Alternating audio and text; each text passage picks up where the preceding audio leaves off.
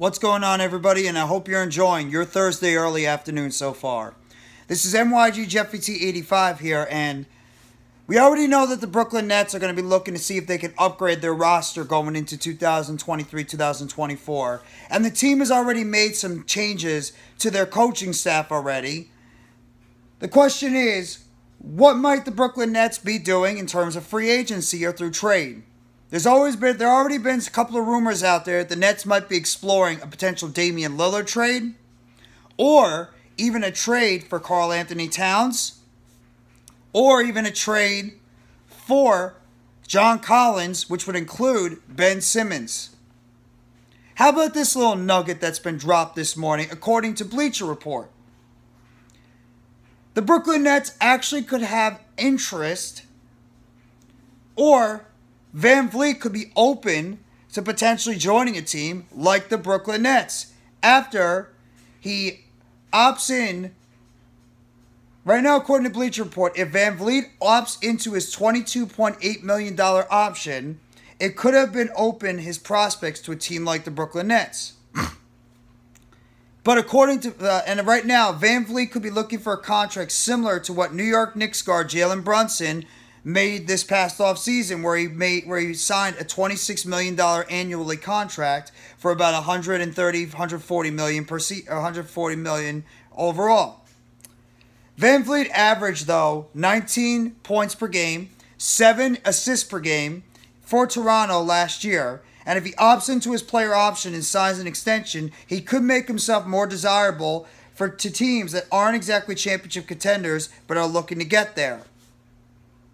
That's something that you got to keep in mind when it comes to a player like Fred VanVleet. In terms of VanVleet overall and his stats during his career, obviously last year he also averaged about 4.1 rebounds per game. And Fred VanVleet, over his career, has played in 417 games, all with the Toronto Raptors. He's averaged about 15 points per game, 3 rebounds, and he's also averaged 5 assists.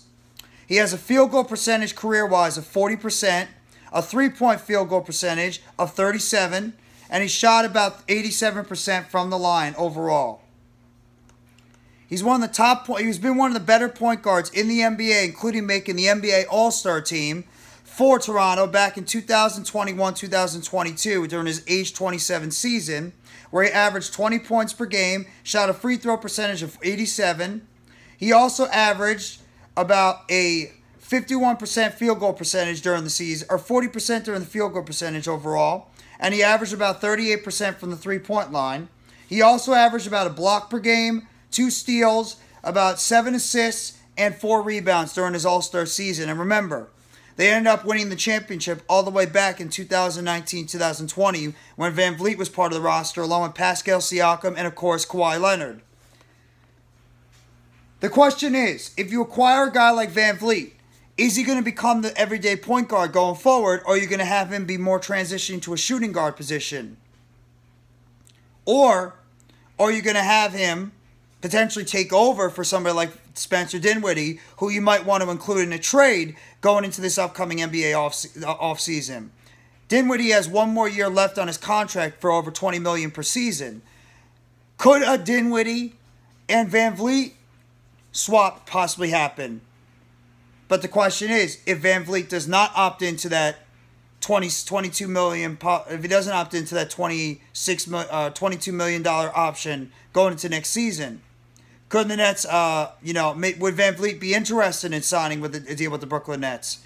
I mean, the 6'1", 197-pound guard out of Wichita State, who's played in 6 years overall in the NBA, and like I mentioned, he's a former All-Star with Toronto. He's going to be looking to cash in, like the article just mentioned in Bleacher Report. He's going to be looking for a deal similar to what Jalen Brunson made from the New York Knicks last offseason. He's going to be looking for a deal something similar to that.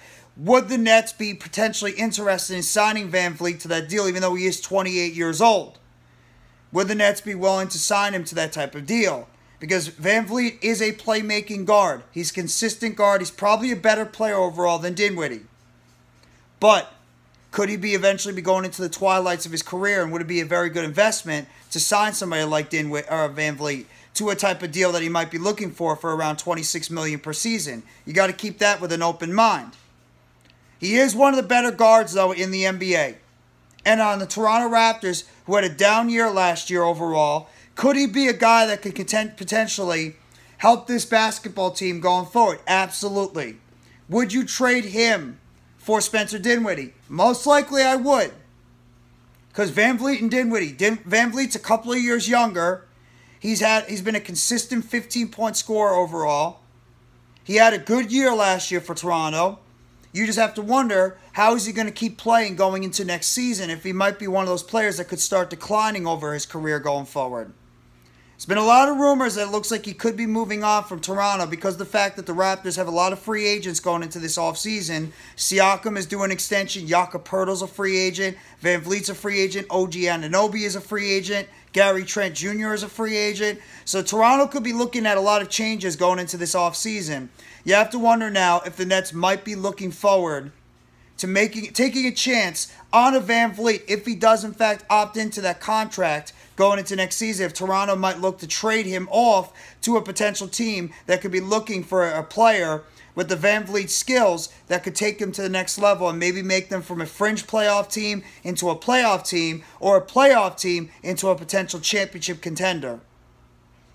That's one of the things that we have to look for going into this offseason. And VanVleet is definitely one of those players to keep your eye on going into this upcoming offseason. And if he could be a guy the Brooklyn Nets could definitely target going into the 2022-2023 or 2023-2024 NBA offseason.